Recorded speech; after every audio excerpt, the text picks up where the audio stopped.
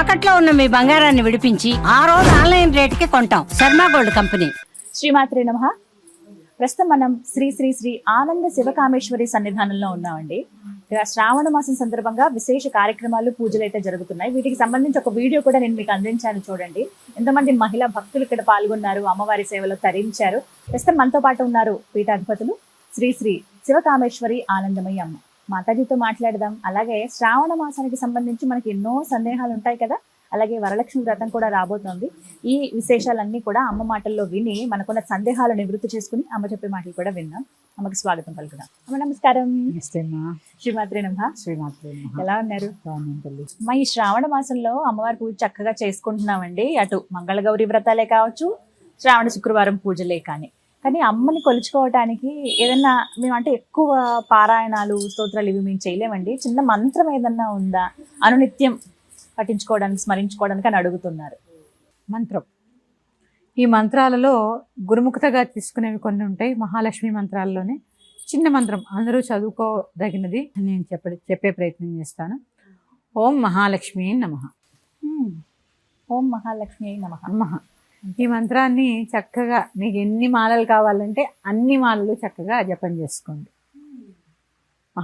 ఓం మహాలక్ష్మి నమః, ఓం మహాలక్ష్మి నమః, ఓం మహాలక్ష్మి నమః. ఈ మంత్రాన్ని చక్కగా అనుష్ఠానం చేసుకోండి. ఇక ఎవరైనా చదువుకోవచ్చు, చిన్నవాళ్ళైనా పెద్దవాళ్ళైనా ఎవరైనా చదువుకోవచ్చు. అలాగే అమ్మవారికి చాలా ప్రీతికరమైనది ఏంటంటే ఆవిడ భర్తని ఎంత పొగిడితే ఆవిడ అంత ఇష్టం. అందుకని ఖచ్చితంగా వరలక్ష్మీ వ్రతం రోజు విష్ణు సహస్రనామ పారాయణ చేయండి. లక్ష్మీ స్తోత్రం చేసిన వెంటనే కేశవనామాలు చదువుకోండి. ఇక్కడ పరమేశ్వరికైనా కూడా మేము శివపూజ చేస్తాం. అందుకని కలిసే ఉంటారు కదమ్మా వారిద్దరు. అందుకని ఆవిడకి భర్తను పొగిడితే చాలా ఇష్టం కాబట్టి ఆయనకి ఇష్టమైన పారాయణలు, భజనలు, అలాగే అష్టాక్షరి మంత్రం ఎవరికైనా ఉపదేశం ఉంటే చక్కగా పారాయణ చేసుకోండి. ఇది చాలు, ఇంతకన్నా ఏం అవసరం. అంటే మేము ఏమి చేయలేమండి, వ్రతం ఆనవాయితీ లేదు, ఇంటి దగ్గర చేయడానికి అవ్వట్లేదు, లేదు ఆఫీస్ పనులు ఉన్నాయి, లేకపోతే ఎక్కడో ప్రయాణాల్లో ఉన్నాము అనుకున్న వాళ్ళు ఈ శ్రావణ మాసంలో ఈ ఒక్క మంత్రం అనుకుంటే చాలు. అయితే చాలా మందికి ఏంటంటే కీర్తనలు పాడాలని కోరుకుంటుంది. అమ్మ కూడా ఇష్టం అంట కదా, అంటే నవవిధ భక్తి మార్గాల్లో కీర్తనం ఇది కూడా ఒకటి కాబట్టి పాటలు పాడటం కానీ కీర్తించడం కానీ మరి మాకేమైనా నేర్పిస్తారా అమ్మ? ఎందుకంటే మీరు చాలా చక్కగా కీర్తనలు అవి నేర్పిస్తారని విన్నాము. పారాయణం ఎలా చేయాలనేది కూడా ప్రతిదీ మీరు చెప్తూ ఉంటారు కాబట్టి సుమన్ టీవీ ప్రేక్షకుల కోసం ప్రత్యేకంగా ఇప్పుడు తప్పకుండా ఒక చిన్న పాట నేర్పిస్తానమ్మా. ఎందుకంటే ఇది చాలా తేలికైనది, చాలా చిన్న పాట, అందరికీ తెలిసిందే కూడా. ఈ పాట చాలా చిన్నది, చాలా తేలికగా పాడుకోదగింది. నేను చెప్పే ప్రయత్నం చేస్తాను. మహాలక్ష్మి అని నిన్ను చాలాగా పిలిచితే లోలాక్షి నీకింత జాగేలా.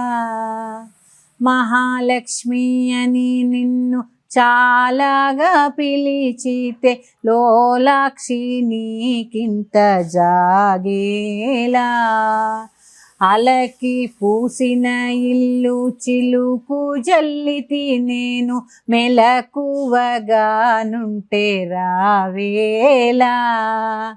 అలకి పూసిన ఇల్లు చిలుకు జల్లితి నేను మెలకువగానుంటే రావేలా.